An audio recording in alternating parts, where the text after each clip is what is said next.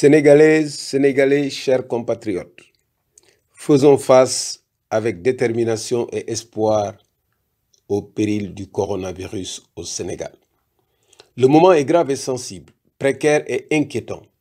Nous nous trouvons à la frontière entre le décompte de cas de personnes contaminées et soit la propagation de la pandémie dans des proportions qui risquent d'échapper à tout contrôle, le pire, que Dieu nous en préserve, soit le recul perceptible et durable du nombre de cas et l'espoir d'une victoire possible contre le virus, le meilleur que nous souhaitons tous.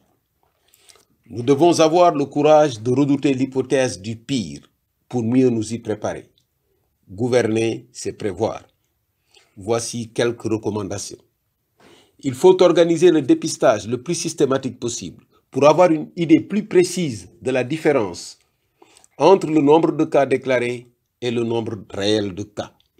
Il convient d'imposer la discipline et l'hygiène en prenant des mesures coercitives contre les comportements dangereux, avec l'aide des forces de sécurité et des volontaires anti-coronavirus.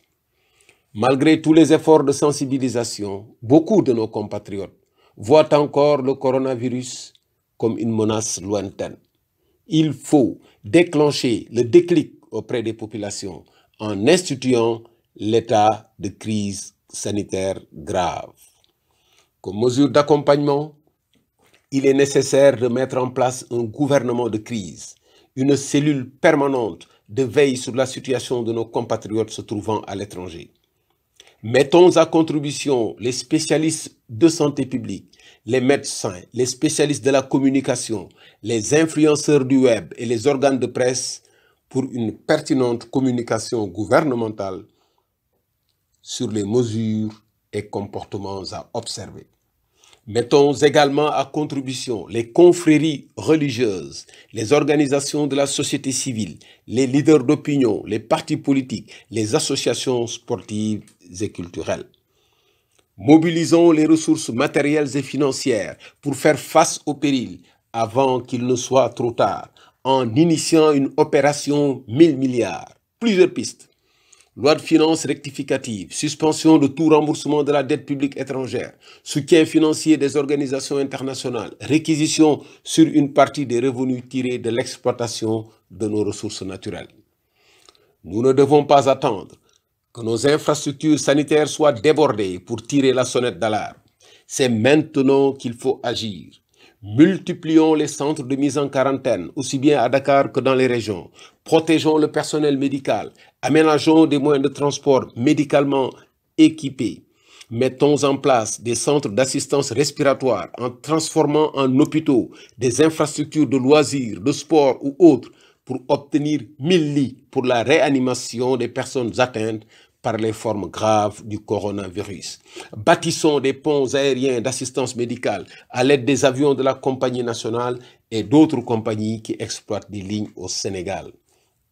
Enfin, cette crise sanitaire a pour conséquence une crise économique et financière grave et dont les populations, en confectionnant un package de rations alimentaires et des kits d'hygiène, et mettons à contribution l'armée nationale pour la distribution.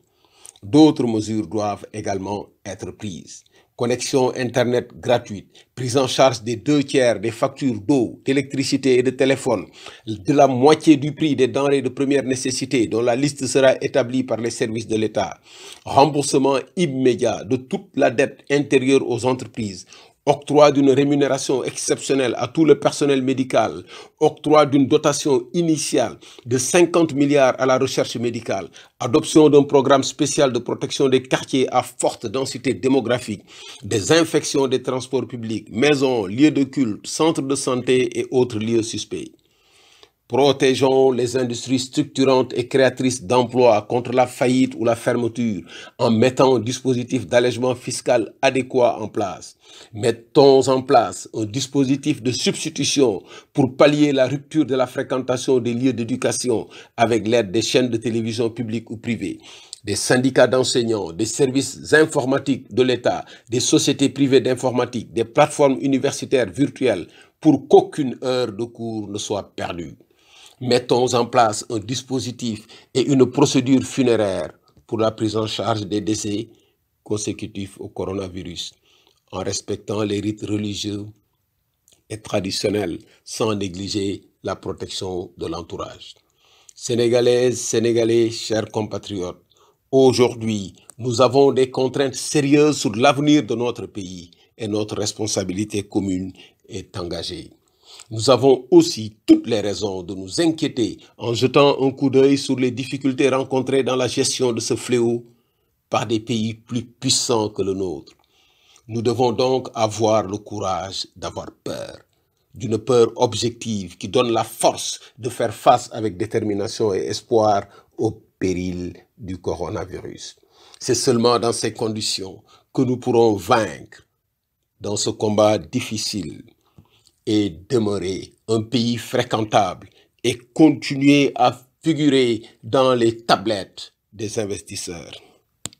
Après la victoire, nous tirerons les leçons de cette douloureuse épreuve et bâtirons une nouvelle économie, une nouvelle vie sociale en empruntant un nouveau cap pour le Sénégal et l'Afrique. Alors, nous deviendrons plus forts. Boubacar Camara, citoyen sénégalais, le 21 mars 2020.